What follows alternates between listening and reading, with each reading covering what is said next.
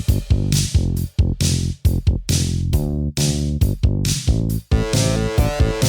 got you into a Remington party. What's my thanks?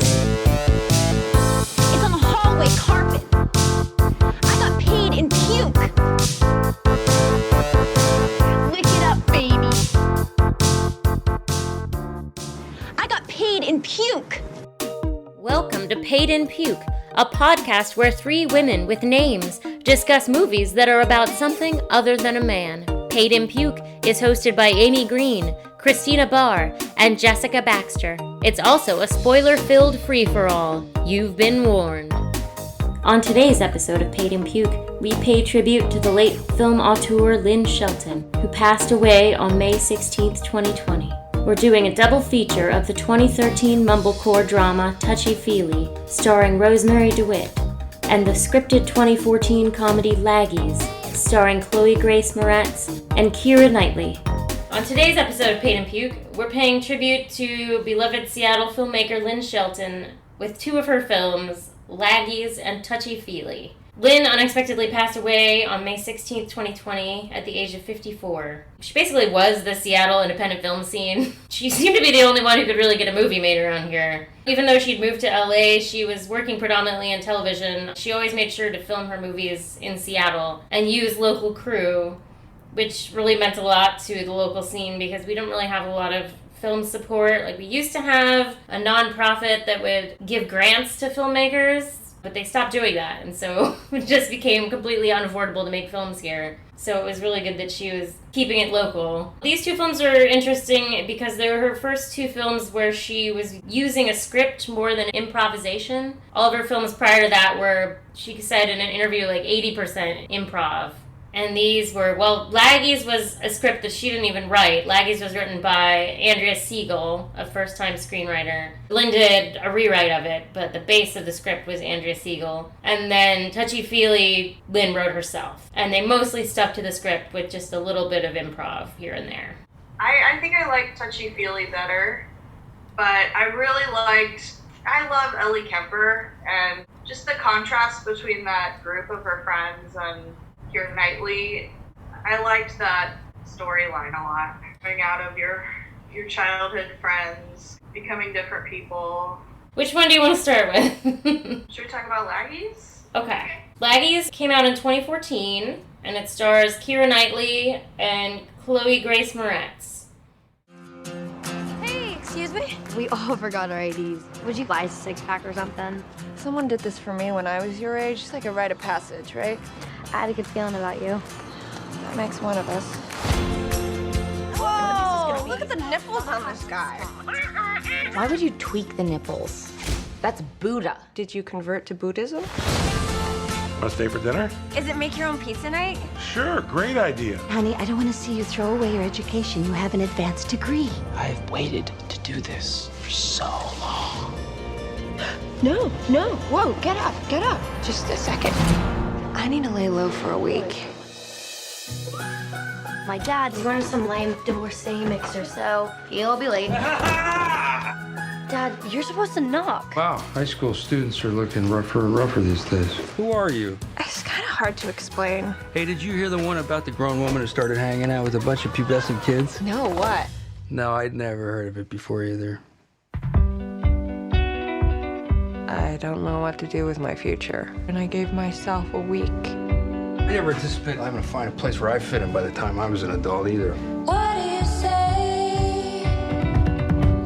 Is this the time? You can stay here a little longer if you need to. You are driving around getting chococinos with Megan.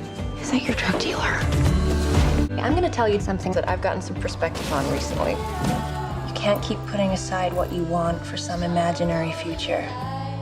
You just gotta suck it up and go with your gut.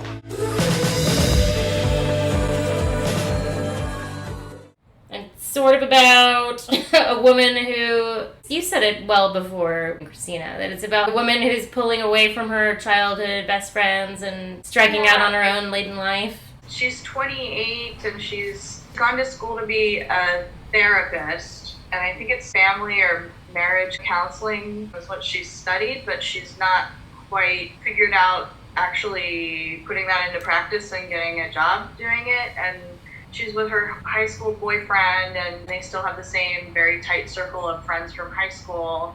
They live on the east side, and she's working for her dad, Jeff Garland, as a sign twirler for his tax office. And she's just sort of stuck in a way. Like, she's stuck not really knowing where to go. And I think the movie sort of about her figuring out what's working in her life and what's not working anymore, and breaking away from her old identity, her old self, so she can be more authentic and figure things out. I really liked Ellie Kemper in it. I love the contrast between her and Keira Knightley. It's like her friends are very different fundamentally from her. Like, maybe from childhood they were all very tight, but it's clear that they have different aspirations in life and they want different things. Her friends are sort of like normie, I guess. I know, it's hard not to say normie. Well, but that is true. I mean, well, normie, is it? You could say normie. Well, they have different goals, right? Their goals are more traditional, where they think the thing to do is to have these milestones of getting married and having kids, and she's kind of more on her own path. She doesn't even know if she wants any of those things. It's all being thrust upon her because they want those things, and her boyfriend wants that, and so she's feeling the pressure. She doesn't really know anybody else who is telling her that there's a different way to live. She just kind of feels like, this is what I'm supposed to do because that's what everyone's telling me I'm supposed to do. Yeah. And then it isn't until she meets this teenage girl when she starts getting this idea that she can maybe be happy in a different way, or at least she can take the time to figure things out. She doesn't have to make any big life decisions right now just because her friends are telling her she has to. Right, and then Ellie Kemper is sort of like, I get the sense she's sort of like the queen bee type person in the female friendship group, or maybe like the whole friend group. She's very judgmental about anything, like the whole scene where she gets mad at Keira Knightley for Ellie Kemper is opening up a Buddha bar or something, like, which is like cultural appropriation, but also like very cheesy and cringy thing, and she gets mad at, I guess there's a big gold Buddha in the front of the restaurant, nightclub, and she like tweaks the Buddha's nipples, and then Ellie Kemper gets really mad at her, like, why did you do that? Whoa! Look at the nipples on this guy. This is so hot. And why would you tweak the nipples on the Buddha? That seemed like disrespectful. Disrespectful to who? To you? Did you convert to Buddhism? No, that's disgusting. I'm not Buddhist. That's Buddha. That's Buddha. Right. But you know that was a joke about nipples, right? And not Buddhism. Yeah, Buddha is sacred to a lot of people, but this is a party, so let's just forget about it. And it's just like, what the hell? She has big white lady energy. Big Karen energy. Big Karen energy. They're all just so codependent on each other. I don't know if it's codependent is the word, but her boyfriend can't even propose. He almost orchestrated the permission. Clear it with Ellie Kemper first, kind of thing. Yeah, to do it at her wedding, which actually that's a hot prob for me because I hate it when people do that. Shut up. Hot probs is on. Oh shit, yeah. I've been such a bonehead and waiting to do this for so long. No, whoa, get up.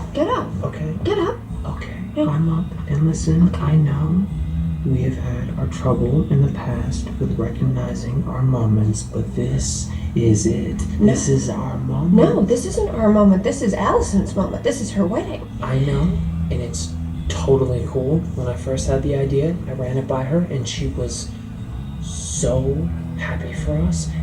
And today at lunch, I got a fortune cookie that said Carpe Diem. I really hate it when people propose at other people's weddings. You should know not to do that, you know? But I guess she approved of it. She was like, yeah, go ahead. And then she was like, has it happened yet? But I don't know why she would say yes, and I don't know why anyone would want to do that. It's such a weird thing to do. I guess people think that's very romantic or something. that, like, love is in the air, like, pass it forward or something. Not, let's make your night about me. Yeah.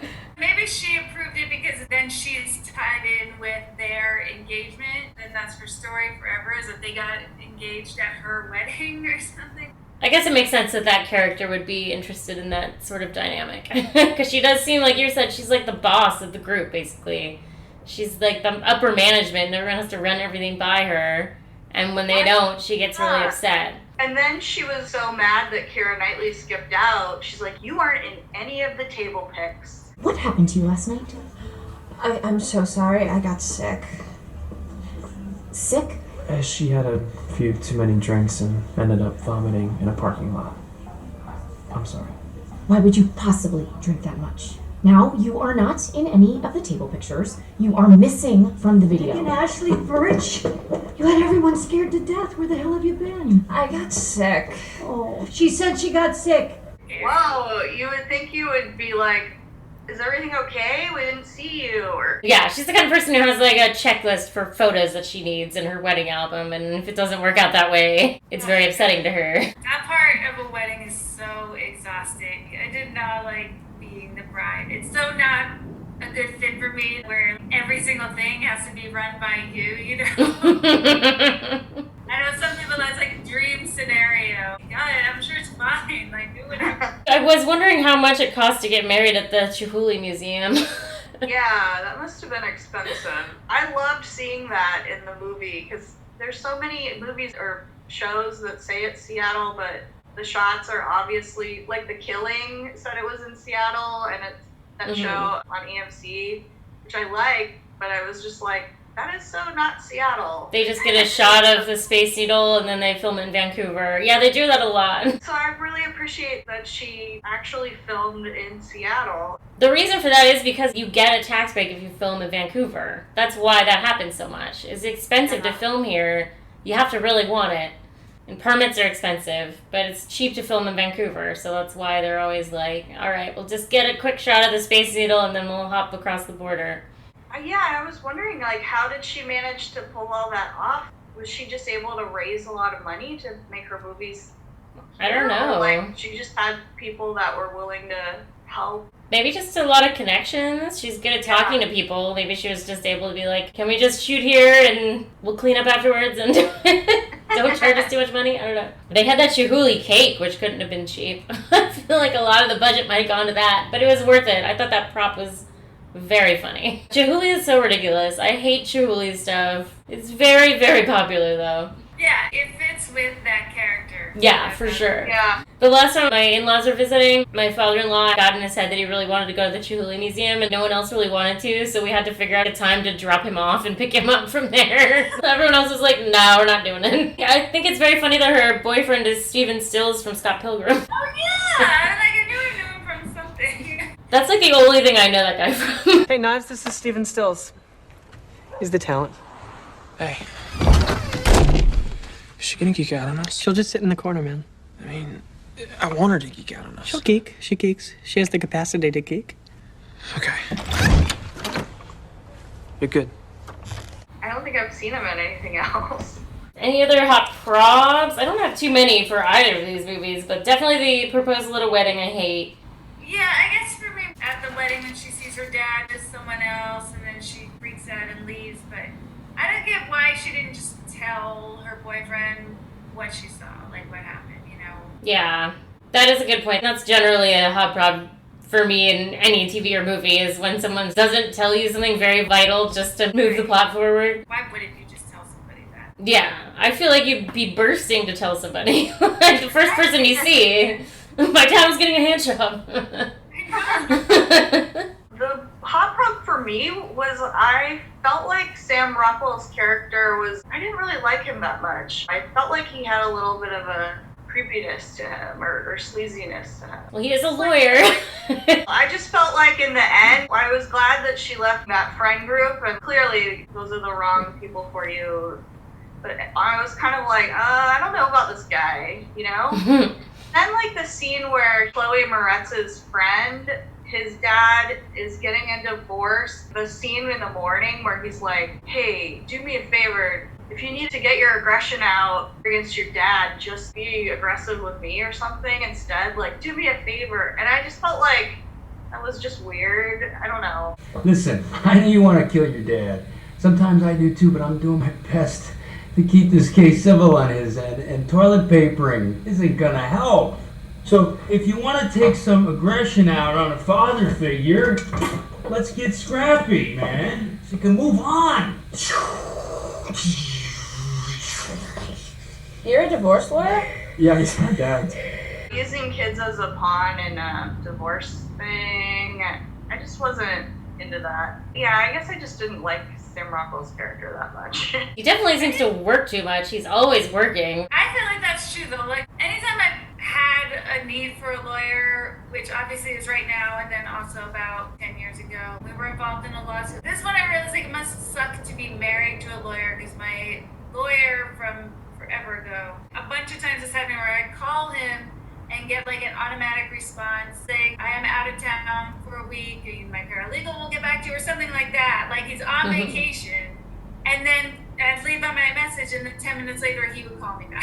Oh God. And then at the end it was like, I really gotta go, my wife, I do feel like that's true. The lawyers are just always at work. That sucks though. It's not what you want in a single dad or a boyfriend, I wouldn't think. I wouldn't think so, no.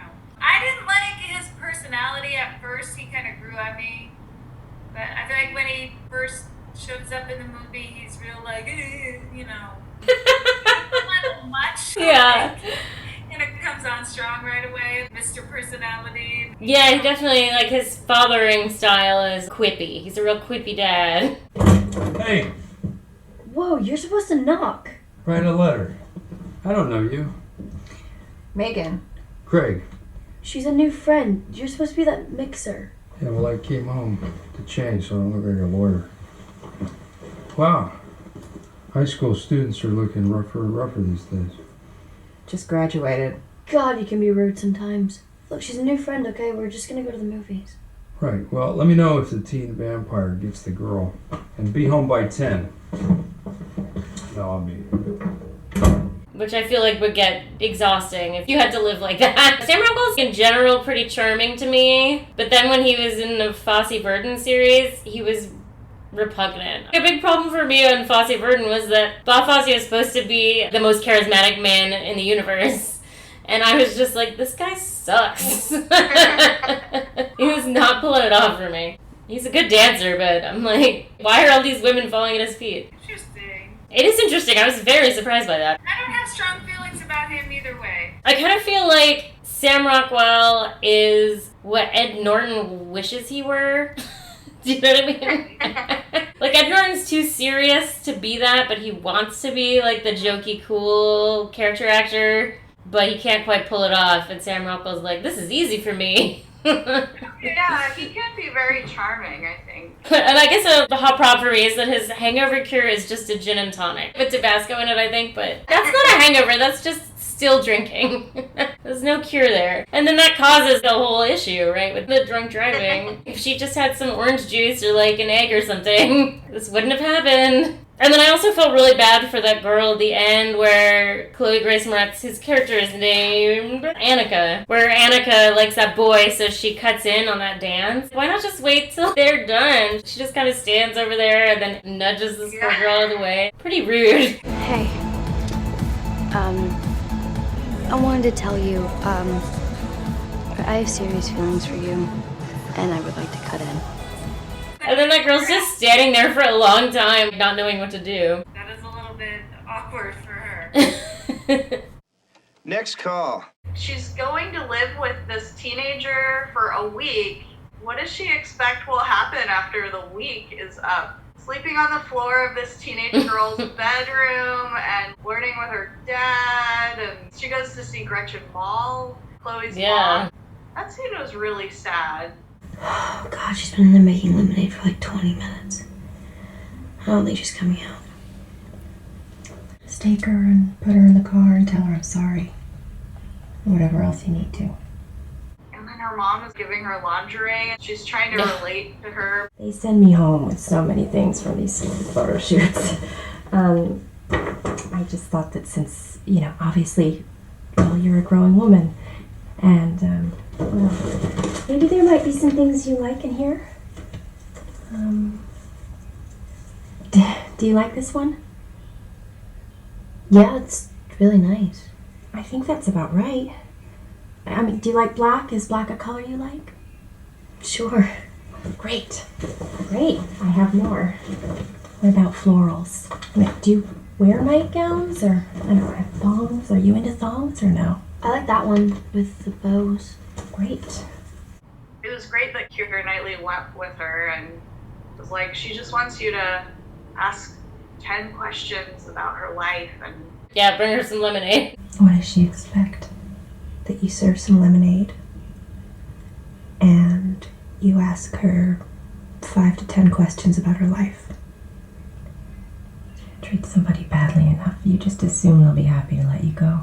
You see that her character can't even relate to her daughter, and that was a rough scene, I thought. Yeah, it was. It's not a dynamic you see in movies very often, but it definitely is a thing that happens. Never knew how to be a mom and just can't deal. And I'm sure she just has so much guilt. That's why she's hiding in the kitchen. Yeah. She can't even bring herself to consider spending time with her daughter without guidance. I wonder how that relationship is all going to turn out at the end. I want to see a postscript for this movie. Does Kiera Knightley just become Annika's mom? Yeah. Is that what's going to happen there? Or does that relationship go south really fast and then, I don't know. And I could see it working as almost like a big sister to her / her dad's girlfriend. I don't think that she would be like a mom to her so much. Maybe just an undefined older woman friend. You know what I mean? Yeah. It seems like there's a lot of potential for that to blow up, though, in different ways. Yeah. I really liked how Annika handled the whole thing, though, finding out, like, she was, like, pretty cool about it. I really liked that. And then when the other girl, I think Caitlin, you were just like, wait, is she boning your dad? Is that what happened? If he wants to take you to the movies or whatever, I decided not to lose my shit over. Annika, I don't think that dating is in the future for your dad and me. Did I just hear you're boning Mr. Hunter? No, it's not like that. It Russ. I've already started underlining meaningful passages in her copy of Moby Dick, if you know what I mean. I really loved seeing little baby Caitlin Deaver in this movie. Yeah. Oh my god, she's the cutest. I love when they go to the house party and she's like, I'm here, the party's here. Oh, I'm alive for the party. Every time I show up, live for the party. Every time I blow up. I love that. She's a funny dancer. I love her dancing. I really laughed a lot when Steven Stills says, it's like you're having your bachelorette party but at a seminar. I think this is going to be really good for me. Me too. It's like you're having your bachelorette party but at a seminar. Yeah. That made me laugh a lot. And I also really, in that same scene where she's just kind of deciding what she's doing in that moment, she's like, I want to go to the personal development seminar, and he says, really? And the way she says, yeah, is so amazing. She's like, I can't believe I'm committing to this right now. God, yeah, I can't. The day after that. What do you mean? Why? Why? Oh my God, I really wanted to go to that personal development seminar. Wait, really? Yeah. On Orcus? Yeah. Right. I liked, I don't remember what the context was. I think someone throwing something, but when he goes, that almost hit my dick. And like, the cool mom is really the bad mom, or the mom that's become a joke. But then one day I realized there's no such thing as a cool mom. That the cool mom is really just the bad mom, or the mom who's become a joke. I don't think I agree with that. It was interesting. And then I don't think we should finger bang in the street. Oh yeah, I wrote that down too. Wait.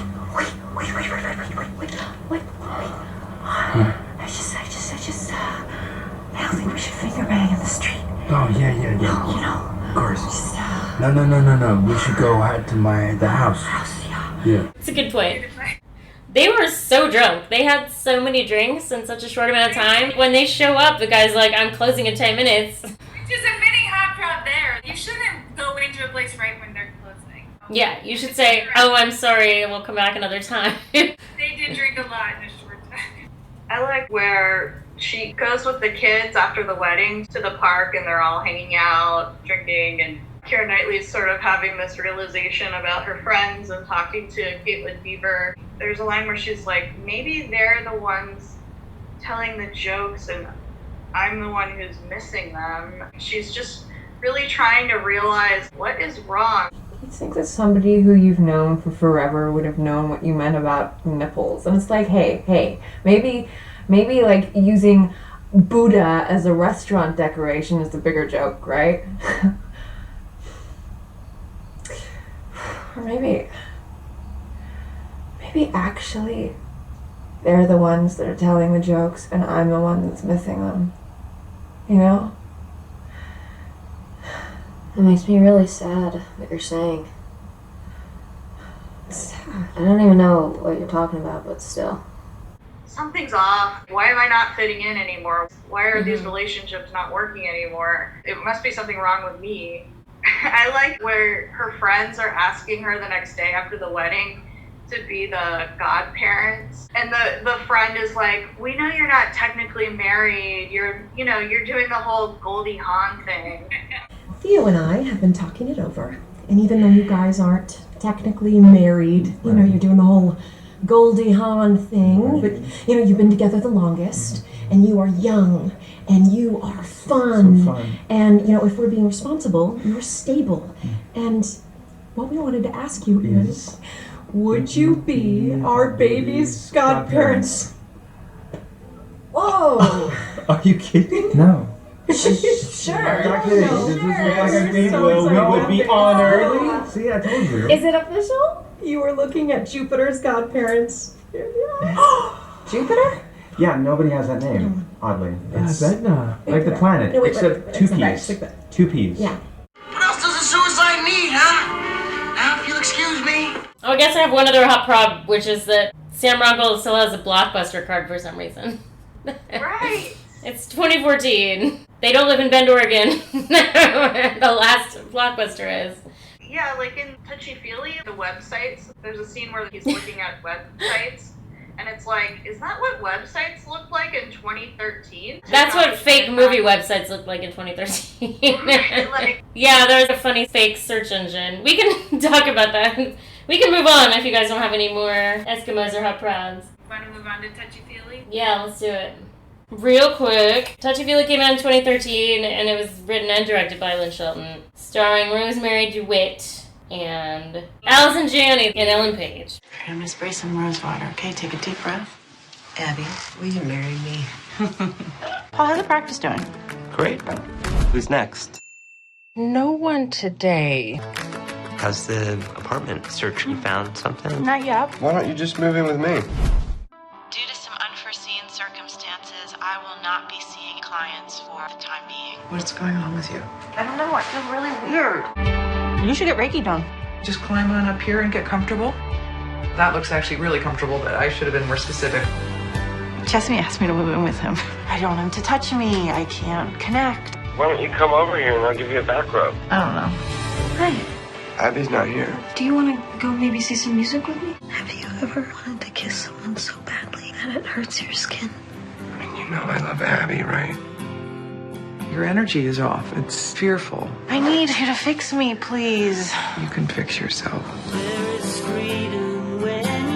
Abby, just let go of your fear and embrace the world. He says you cured him. Thank you. Oh. Look what you are doing for people. Something beautiful happened.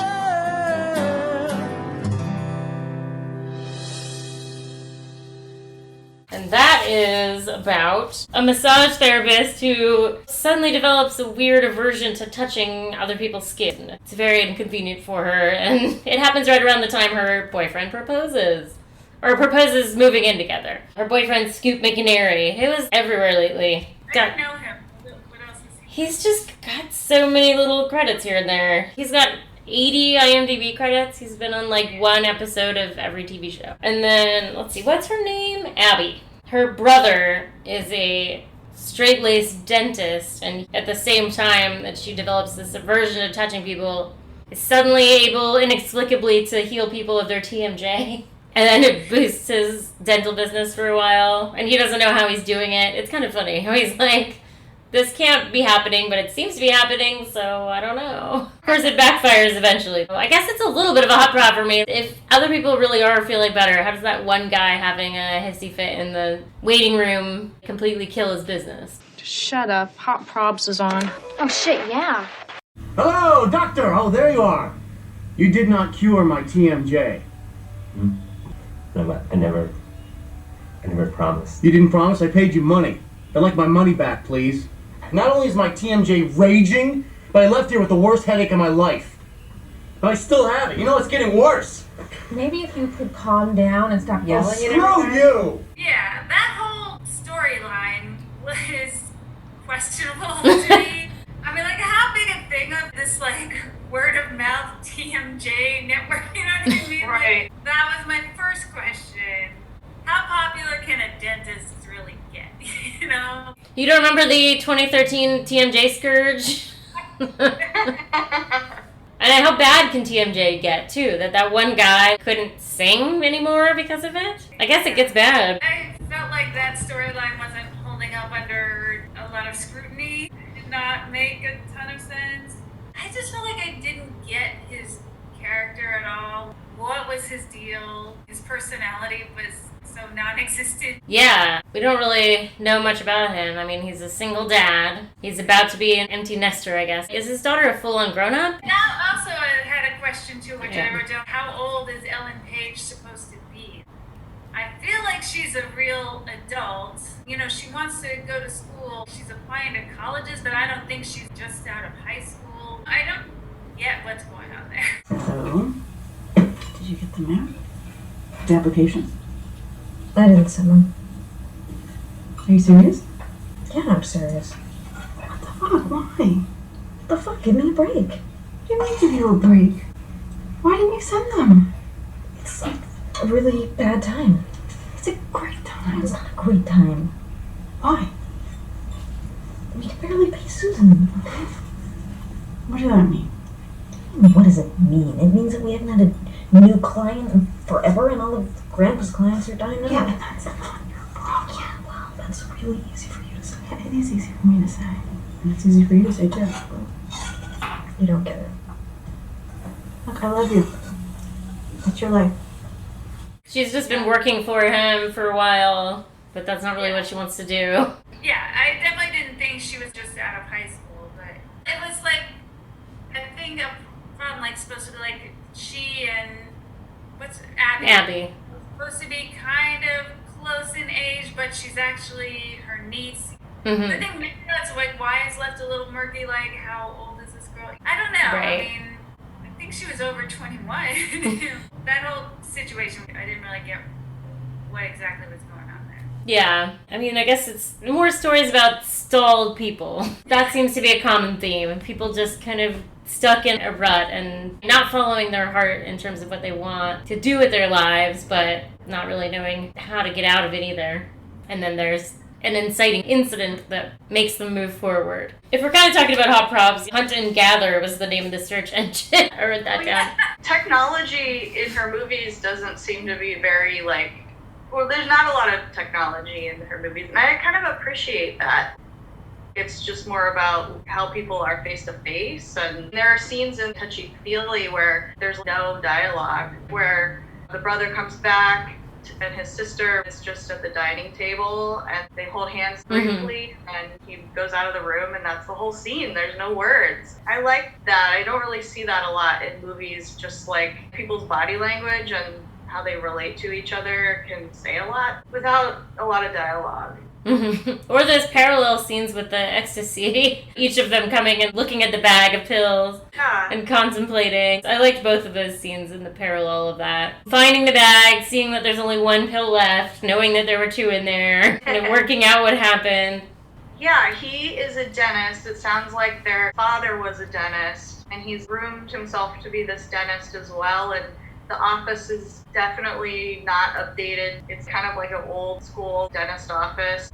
I like how when he goes to the Reiki appointment and Allison Janney asks him to go to a beach or imagine something very comfort zone, and he's like, it's my office. Yeah. Where he looks at x-rays. You know what, maybe you should picture yourself as someplace where you feel the most comfortable, a place where you feel safe, a place where you feel happy. Picture that. The office. Look at that, my office. Your office? Mm-hmm. Maybe we should try to get out of the office and go to the beach and sit on the sand and feel the warm sun on your skin. I'd rather be at the office. Okay, right. So is there a favorite chair in your office or a favorite? I like the back room. The back room. Do you look at x-rays? You look at x-rays, okay. Well, you look at x-rays in your back room and I will do Reiki. Okay. And I love the montage of him and Allison Janney. To see him get on the Reiki table. That was hilarious. So why don't you just climb on up here and get comfortable with your head this way. Oh, wow, okay. That's the most interesting way anyone's ever gotten on my Reiki table. Okay. Okay. Just put my hand up there? Yes. All right. Okay.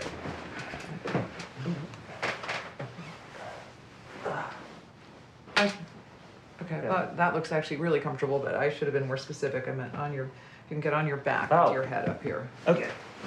Perfect. Like that? Yes. Okay. Yeah. Is that good? That's perfect. Just like you let your legs lie flat on the table. Okay. Yeah, just to completely let your legs fall where they let your feet fall. Just like that. Absolutely relax. Okay. Let every muscle just relax. Your hands. Okay. Just resting comfortably at your side. All right. Yeah, just be comfortable. All right. Everything's fine. This is good. And like, I see the other scene where he's opening up his arms and standing on a ball and bouncing. I mean, he's really trying, you know? He's so in his head about Reiki. He's like, I just want to know how to do it. You okay? No, I just want to know what it's about. Reiki? Yeah, like how you're how you're doing it. How are you doing it? Like, what do you? Well, do you want to learn how to do Yes. Reiki? Because I can show you how. I can teach you. Great. I can. Great. But it is energy work. You know that, don't you? Are you aware of that? It's energy work. Energy. And I channel energy into you to help you balance your energy. And you know what? Why don't we just, for today, why don't I work on you and you can feel what it feels like, and then we can meet another time and I can explain everything to do with Reiki. Okay. You could even be a Reiki master if you wanted to be. Is that what you want? You could be a Reiki master.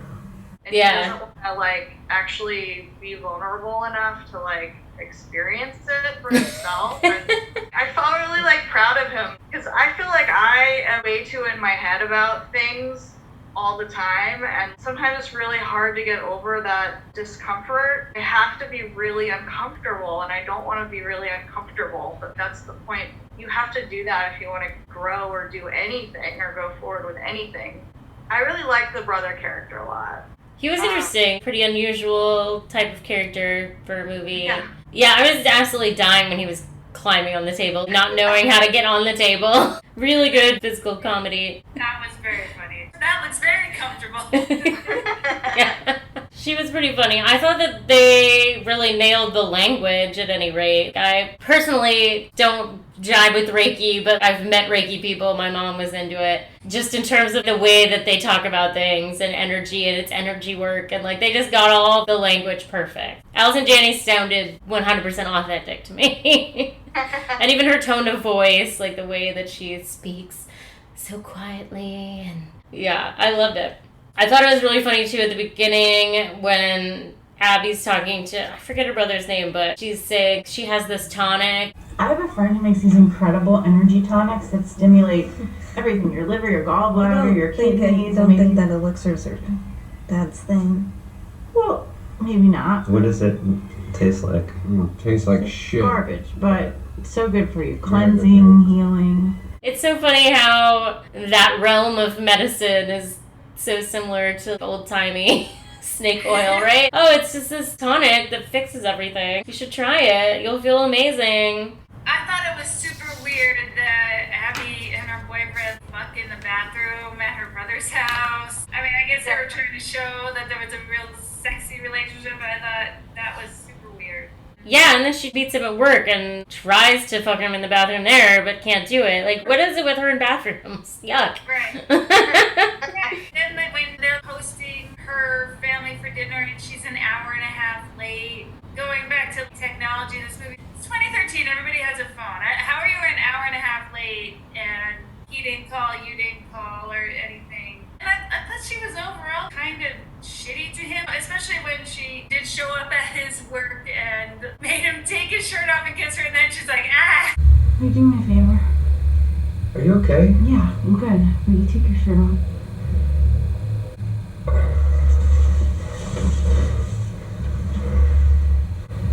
What? Kiss me. What?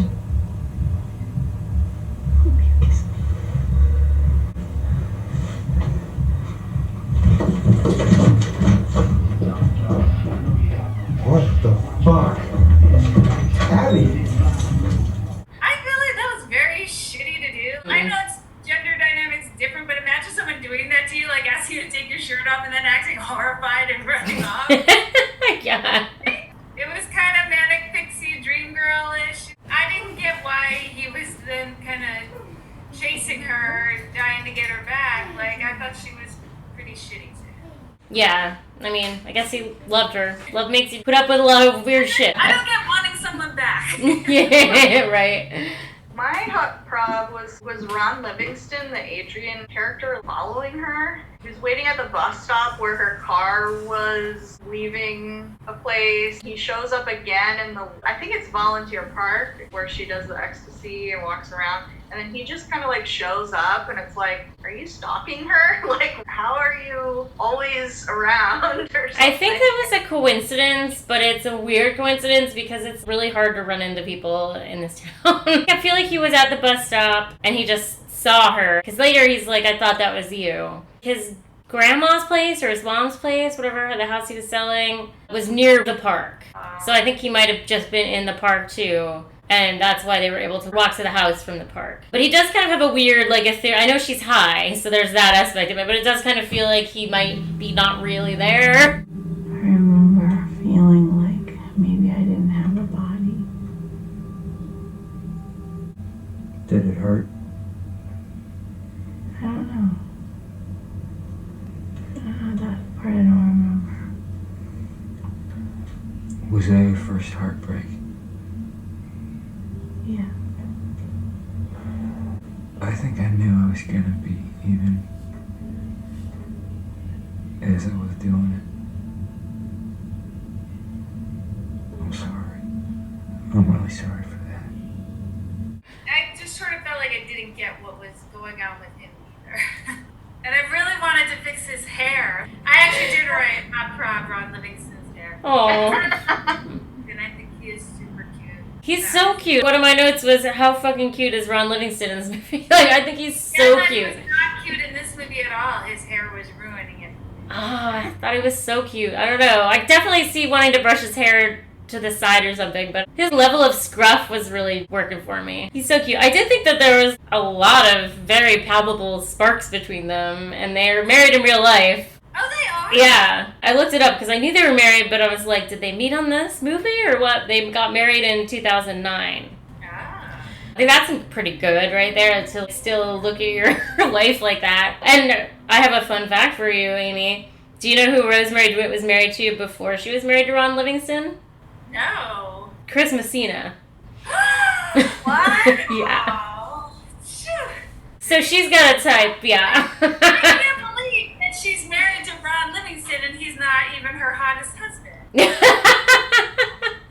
See, I think Ron Livingston's hotter than Chris Messina, personally. I love Chris Messina. Since he was Claire's boyfriend in 6 Feet Under. Oh God, I loved him in that. You have to promise me you won't listen to this until you start to drive away tomorrow morning.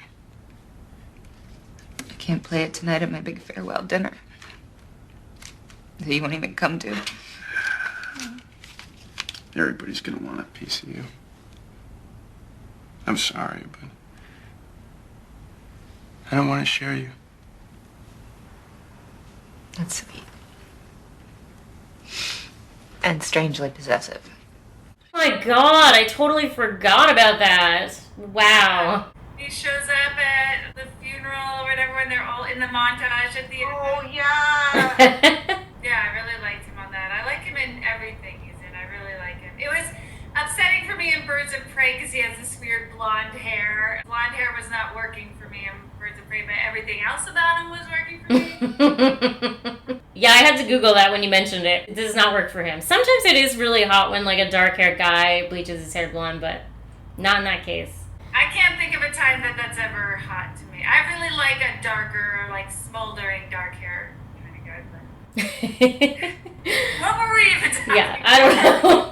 Let's see. Any other hot props that I had? She leaves the ecstasy pills right on the table for everybody at dinner to see them. I felt like, of course that's going to turn into a thing. Well, I think she wanted people to see and ask about it, you know. Oh, okay. Yeah. I think she's kind of trying to test the waters. What do people think about this? Yeah, because she wasn't sure that she wanted to do it. Right. It's pretty funny that Allison Janney just had those laying around. You know what I happen to have is 2 pills of ecstasy. Really? She's like, are you fucking with me? Yeah. It's not the kind of thing people just hang on to for a rainy day. I have not done MDMA, so I cannot verify how accurate the being high on MDMA scene is, but it seems nice. Lynn makes it look really nice. Kind of mushroomy, but the colors aren't all fucked up. And plants aren't breathing. Never done it, so. I loved the scene of her putting her hand and her face on the grass, or the moss, at the park. Yeah. I do love that it does seem to kind of work with the resetting. Like, I love that that's the one thing that Allison Janney's character said where I was like, that sounds right to me. Where she's like, it might reset your brain. Turning it off and on. Yeah. Exactly. Have you tried turning it off and back on again? Maybe you need a physiological trigger. Have you ever tried MDMA? Like ecstasy? Yeah. It's kind of a big deal in certain psychotherapy circles. Are you fucking with me right now? No. Charlie and I tried it. We did it. It was a great way for us to reconnect. Think of it as a hall pass. A permission slip to just let go of your fear and embrace the world. And I like that worked. I thought that was cool. I really love all the close-up shots of skin. I don't know how she makes it look so horrifying. I don't feel like she did anything different other than have a very detailed lens. Kind of like looking in, you know, in hotels where they have the magnifying mirror. You sometimes accidentally see yourself in it and you're like, ah! That was what it was reminding me of. What was the boyfriend's name? I think his name was Jesse. I thought was the most Seattle character. Oh, for sure. Especially relatable how everything about him was about bikes. How long were you a messenger for?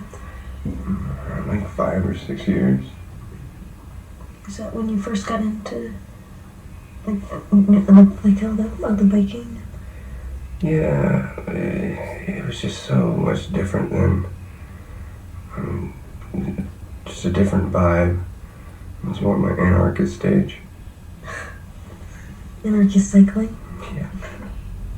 He bikes everywhere and he has to like bring his bike in and he works in a bike shop and then his front door has the give bikers 3 feet sticker on it. Like some bike thing on his fridge and he's like, oh, I'm organizing a group ride. I found that very true. Yes. Bike everywhere, everything they do is related to bikes. Yeah, pretty hardcore bike culture. There's not a lot of super casual bikers in Seattle. Right. And I guess it's true, like that's why like the bike shares don't tend tend to work out here because if you're gonna bike in Seattle, you have to be pretty into it because it's hard to bike here. So I guess anybody that does bike regularly is hardcore into biking. Mm-hmm. And has their own bike with the gears. And I mean, I'm a casual biker and I want my own bike. I gotta say, having the many gears is really the only way to do it. You cannot have a gearless bike here because you'll just die. Walking up a hill. Yeah, you're walking up hills all the time. I've already started underlining meaningful passages in her copy of Moby Dick, if you know what I mean. I wrote down you would love Reiki because that really rings true to me. Like, you can't be into Reiki and not assume that everyone else is gonna love it. You should get Reiki done. Paul, you would love Reiki. Mm-hmm. What's Reiki? What is Energy work, essentially. Energy work. Helps you release emotional blockages and clear out pathways and just makes you feel awesome in general. You would love Reiki. Like, to say that to him, and then he does end up liking it, which is hilarious to me because I feel like that does not ring true, but I guess, like, not all Reiki masters are Alice and Janney. I can see why you'd be like, yeah, I am really into this. I just really love that one. You would love Reiki. I like, you look wan. Yes. She says to her brother at dinner. She says that a couple times. Just like, he just looks really wan. You look wan. Juan? Mm-hmm. Yeah, you're sleeping, you got bags, you're all puffy. Yeah, I'm sleeping. Where she's like, tell me about your brother, what are his symptoms? And she's like, he's uptight, he's judgmental, he's wan. He's really depleted. His energy is gone. He's all sucked in and wan and he's not sleeping good. Okay. I love when Allison Janney says to Rosemarie Dewitt when she's questioning moving in with Jesse, and she's like, isn't it awful? Something beautiful happened. I mean, he was supposed to be my rebound, you know? Yeah. Just my get back in the game guy. We're Yeah, using and each look other what for... happened. Isn't that awful? Something beautiful happened. Is it? You actually have a... Is it? I don't Yes. know. Is it being tied down again going to be awesome, or is it going to be like a cage and like... No. Ugh. Honey, I keep telling you, I've always told you, you have something that, yes, started sexually. Mm-hmm. And it's grown into something beautiful. That's what happened for me and Charlie. We started out that way, and that was the most meaningful relationship of my entire life. I just love that. I really liked that whole conversation, everything about it. One of my aspects when she says he was supposed to be my rebound. That was a hard relate. I would not want that to happen. Yeah. He does have major rebound energy. Like, I don't feel like they're gonna make it in the long run. To me, that's not a happy. Like, I want to see where, like, you rebound with someone and it's only physical and it does its thing and then peters out. Yeah. I would not see a physical rebound thing become more than that. That's not what I like to see. But I really liked that whole conversation, yeah, and everything that Allison did.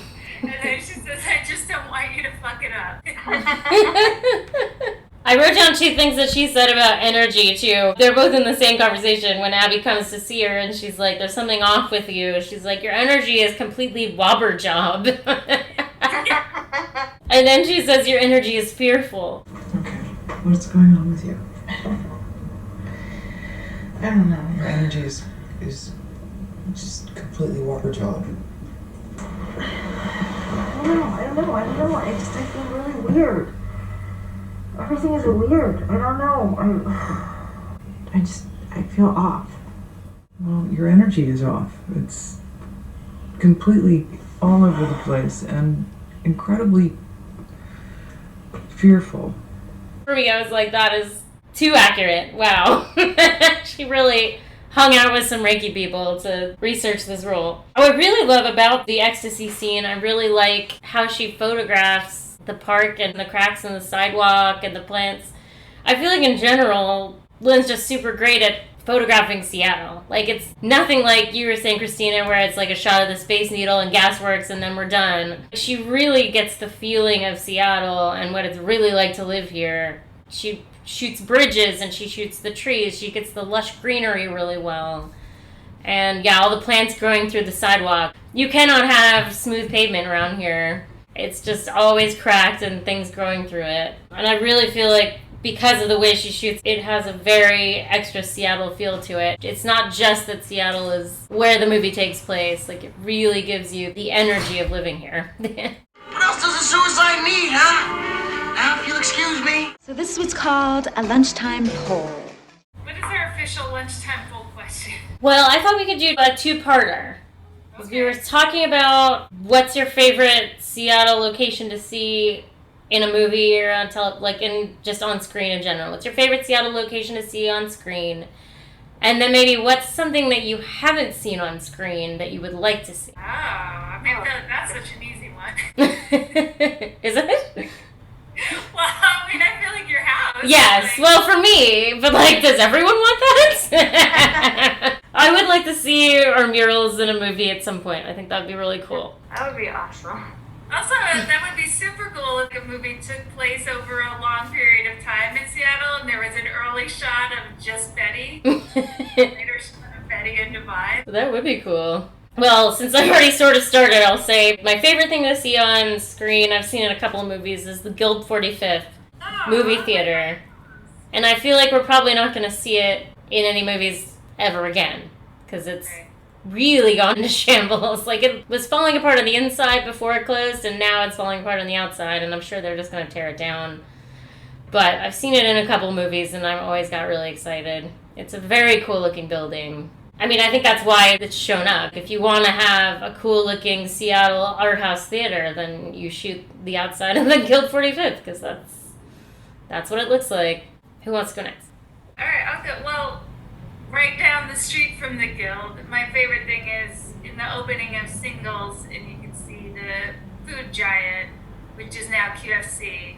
I just really like that shot because it is right around the corner from my house. I also I haven't seen it that much, but I appreciate seeing the troll in a movie because I don't know if I've ever seen it. Maybe that will be what I would want to see. Because I feel like that's a very, very Seattle-specific, quirky thing that's there sort of for no reason, Right. So I don't know if I've actually seen it in a movie, so maybe that's my thing I would like to see in a movie. Yeah, I can't think of any movies in particular. It's kind of surprising to me, though, that it wouldn't have. Yeah. Maybe you see it and say anything. I feel like I remember him driving around Fremont. You for sure see the people waiting for the bus statue. Oh, yeah, the waiting for the interurban. Yeah. So, I don't know if you see the troll. Maybe you do. I mean, it's right over there. It'd be weird, why would he show that and not the troll? Although you wouldn't drive past the troll. Well, his route is crazy anyway, because he's at a party in Lakewood, and we're supposed to think that Lakewood is right outside of Seattle, and not 45 minutes away. He drives past the Guild, and then in the next shot he's driving past Bellevue Square. Yeah. That's 40 minutes away. I know. You could conceivably just randomly drive past waiting for the interurban people, but you kind of have to deliberately drive past the troll, that's not a street you would just be driving on. I do actually kind of cut that way to Fremont sometimes. Right, I'm not saying you couldn't, but I mean, it just seems more like someone would, that's a more major busy street. Right. The troll is on, it's I like to look for parking along that street. If I'm going somewhere on Fremont Ave, I'll cut down that way, because there's long-term free parking down that way. Hot tip. What about you, Christina? Well, I always love the public market sign. The neon sign is in movies. And I love any shots of ferries on the water. Because I just love how there's water everywhere in Seattle. I love being around all of it. And then I think I'd really want to see more movies. They were start filming more movies in Seattle. More of the Capitol Hill area. I just love that neighborhood a lot. Particularly the Pike Pine area where Numos is. Or the Egyptian. I would love to see those areas in movies. The comments in Singles. That's where Tad is on the phone when Janet gets the wrong number. I need to be touched. I'm burning for you, Cliff. I think you got the wrong number, lady, but I'll be right over. Isn't Numos before it was Numos, when it was just Mo's, wasn't that in, remember that Drew Barrymore movie that takes place in Seattle? Oh, Mad Love. Yeah, Mad Love. I think Mo's was in there. Maybe Maybe I should revisit that movie. I remember seeing that in the I don't theater. think so. Have fun with that. That's a private journey for you. Things I saw as a teenager probably I definitely remember seeing that movie. Although I had a boyfriend in college who told me that his friend's house was in that movie. Like, her house was his friend's house. So that's something. A Nirvana song, and Drew Barrymore's on a jet ski in the middle of the night. And I don't know if she's like on Lake Sammamish or something, but it's like this wild, cool girl jet skiing in the middle of the night. She's a real Laurie Singer type. Yeah, exactly. Yeah, that movie. And then Chris O'Connell is the guy. Oh, ugh. I'm glad that we got over that Chris O'Connell thing that was happening for a long time. That was not okay. Oh, I do really like whenever there's bridges. Like, any of the bridges are really cool looking. You know what you don't see very often is a bridge being up. That needs to be more of a plot in a movie in Seattle. Like, I fucking got stuck behind the bridge, and that's why I'm 20 minutes late. How very. I did listen to the rest of that Lynn Shelton episode of WTF, and God, the intro is brutal, but it's interesting to hear her talk about the movies. Yeah, I'd heard that interview before when it came out. There were things I remembered from it, but I definitely didn't notice the chemistry that he talks about at the beginning. He's like, there's so much chemistry between us. And then at the end, he's like, did you feel it? Did you feel it? I was like, not really.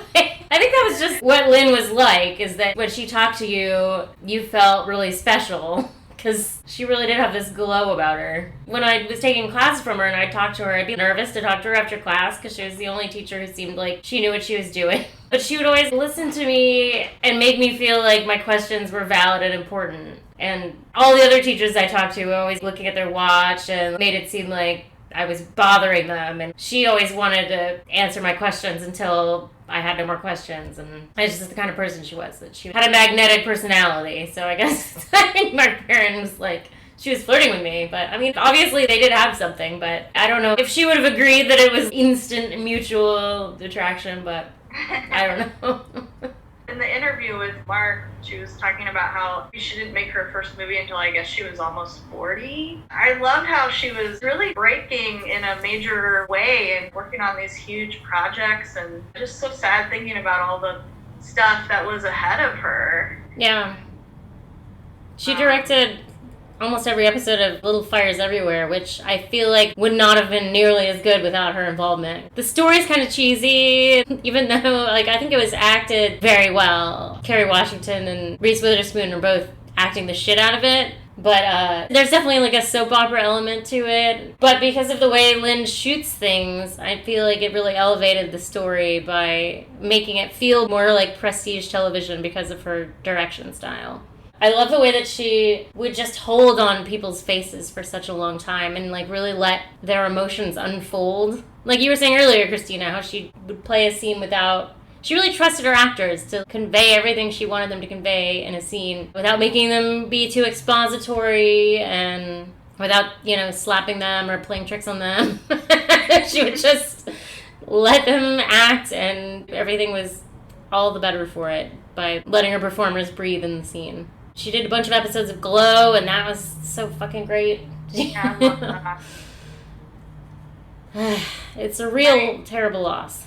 Do you guys have anything else to say? I don't think I do. No, I'm really, now I'm just thinking about Chris Messina.